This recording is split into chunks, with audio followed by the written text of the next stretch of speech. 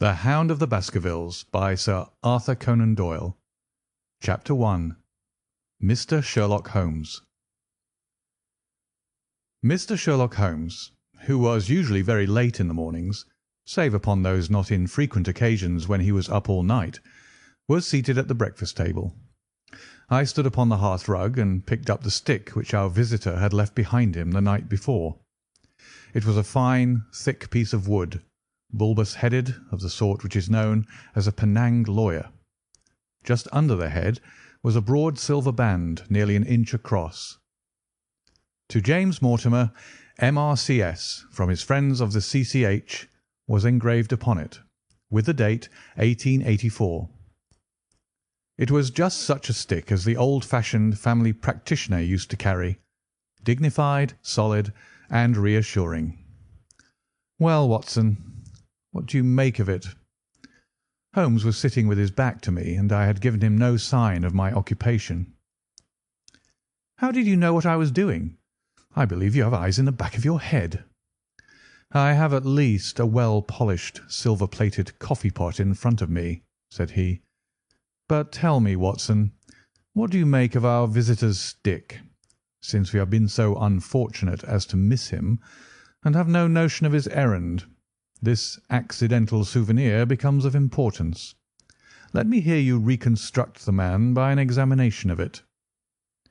I think, said I, following as far as I could the methods of my companion, that Dr. Mortimer is a successful elderly medical man, well esteemed, since those who know him give him his mark of their appreciation.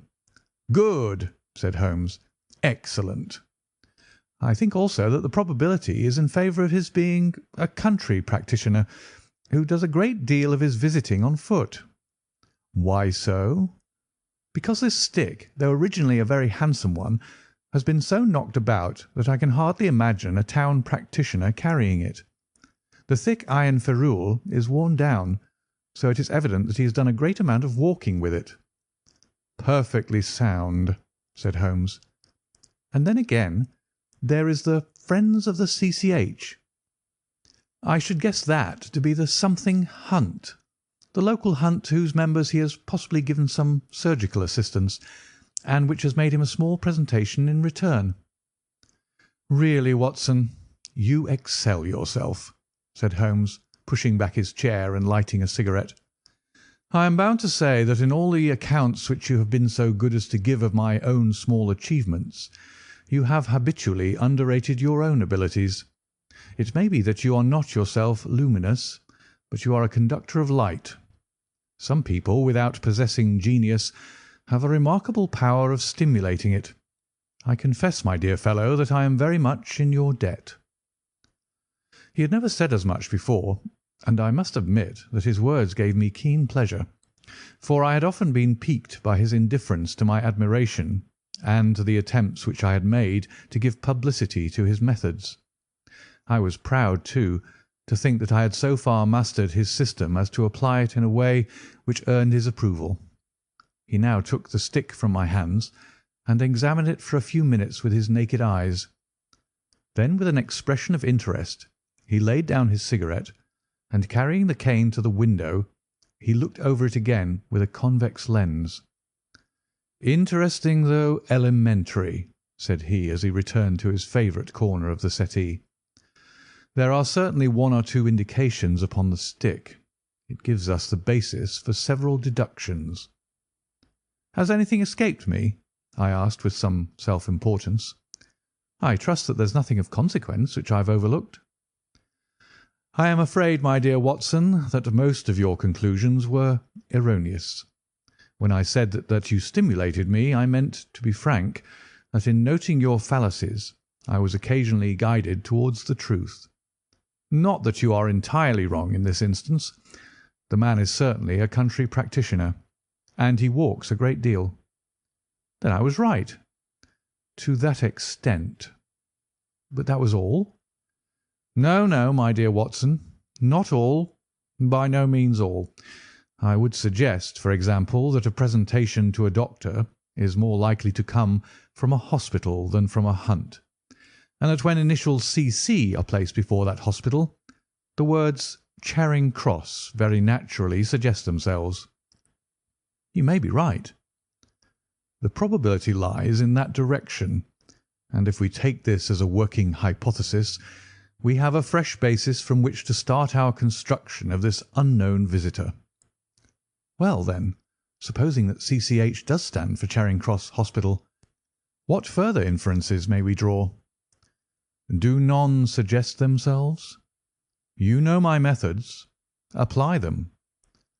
"I can only think of the obvious conclusion that the man has practised in town before going to the country." "I think that we might venture a little farther than this. Look at it in this light. On what occasion would it be most probable that such a presentation would be made? When would his friends unite to give him a pledge of their good will? Obviously at the moment when Dr. Mortimer withdrew from the service of the hospital in order to start a practice for himself.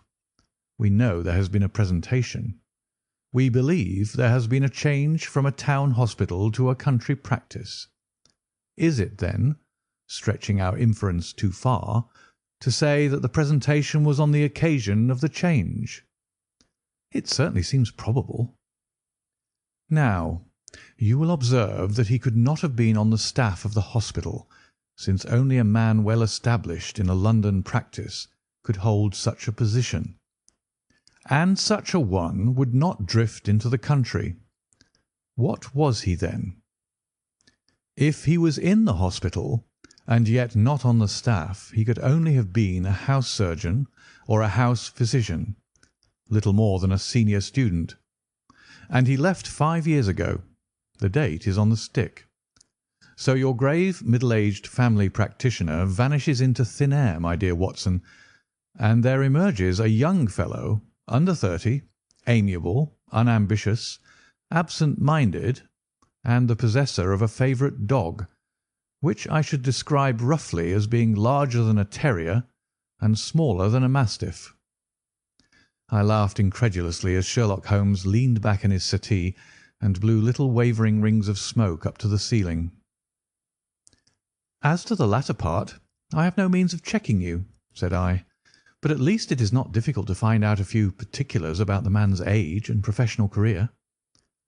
From my small medical shelf I took down the medical directory and turned up the name.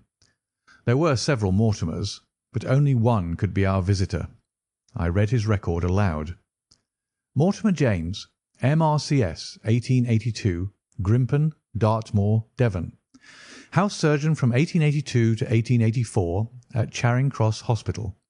Winner of the Jackson Prize for Comparative Pathology, with essay entitled 'Is Disease a Reversion?' Corresponding member of the Swedish Pathological Society. Author of Some Freaks of Atavism. Lancet, 1882. Do We Progress? Journal of Psychology, March, 1883. Medical officer for the parishes of Grimpen, Thorsley, and High Barrow." "No mention of that local hunt, Watson," said Holmes with a mischievous smile, "but a country doctor, as you very astutely observed. I think that I am fairly justified in my inferences. As to the adjectives, I said, if I remember right, amiable, unambitious, and absent-minded.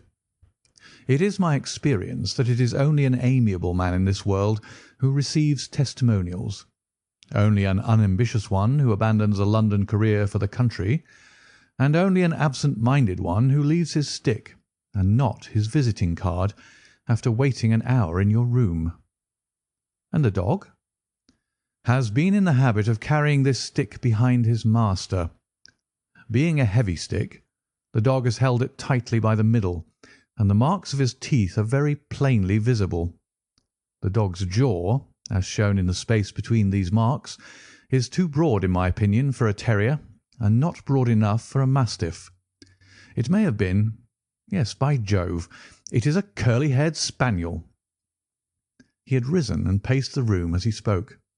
Now he halted in the recess of the window. There was such a ring of conviction in his voice that I glanced up in surprise. "My dear fellow, how can you possibly be so sure of that?" "For the very simple reason that I see the dog himself on our very doorstep, and there is the ring of its owner." Don't move, I beg you, Watson. He is a professional brother of yours, and your presence may be of assistance to me. Now is the dramatic moment of fate, Watson, when you hear a step upon the stair which is walking into your life, and you know not whether for good or ill. What does Dr. James Mortimer, the man of science, ask of Sherlock Holmes, the specialist in crime? Come in." The appearance of our visitor was a surprise to me, since I had expected a typical country practitioner. He was a very tall, thin man with a long nose like a beak, which jutted out between two keen grey eyes, set closely together and sparkling brightly from behind a pair of gold-rimmed glasses. He was clad in a professional but rather slovenly fashion, for his frock-coat was dingy and his trousers frayed. Though young, his long back was already bowed, and he walked with a forward thrust of his head and a general air of peering benevolence. As he entered, his eyes fell upon the stick in Holmes's hand, and he ran towards it with an exclamation of joy. "I'm so very glad," said he. "I was not so sure whether I had left it here or in the shipping office. I would not lose that stick for the world." "A presentation, I see," said Holmes. "Yes, sir." "From Charing Cross Hospital?" "From one or two friends there on the occasion of my marriage." "Dear, dear, that's bad," said Holmes, shaking his head. Dr. Mortimer blinked through his glasses in mild astonishment. "Why was it bad?" "Only that you have disarranged our little deductions. Your marriage, you say?" "Yes, sir. I married, and so left the hospital, and with it all hopes of a consulting practice. It was necessary to make a home of my own." "Come, come, we are not so far wrong after all," said Holmes. "And now, Dr. James Mortimer." "Mr., sir, Mr. A humble M.R.C.S." "And a man of precise mind, evidently." "A dabbler in science, Mr. Holmes. A picker-up of shells on the shores of the great unknown ocean. I presume that it is Mr. Sherlock Holmes who I am addressing, and not—" "No, this is my friend Dr. Watson." "Glad to meet you, sir. I have heard your name mentioned in connection with that of your friend." "You interest me very much, Mr. Holmes. I had hardly expected so dolichocephalic a skull of such well-marked supraorbital development. Would you have any objection to my running my finger along your parietal fissure? A cast of your skull, sir, until the original is available, would be an ornament to any anthropological museum. It is not my intention to be fulsome, but I confess that I covet your skull." Sherlock Holmes waved our strange visitor into a chair. "You are an enthusiast in your line of thought, I perceive, sir, as I am in mine," said he. "I observe from your forefinger that you make your own cigarettes. Have no hesitation in lighting one." The man drew out paper and tobacco and twirled the one up in the other with surprising dexterity. He had long, quivering fingers, as agile and restless as the antennae of an insect. Holmes was silent, but his little darting glances showed me the interest which he took in our curious companion.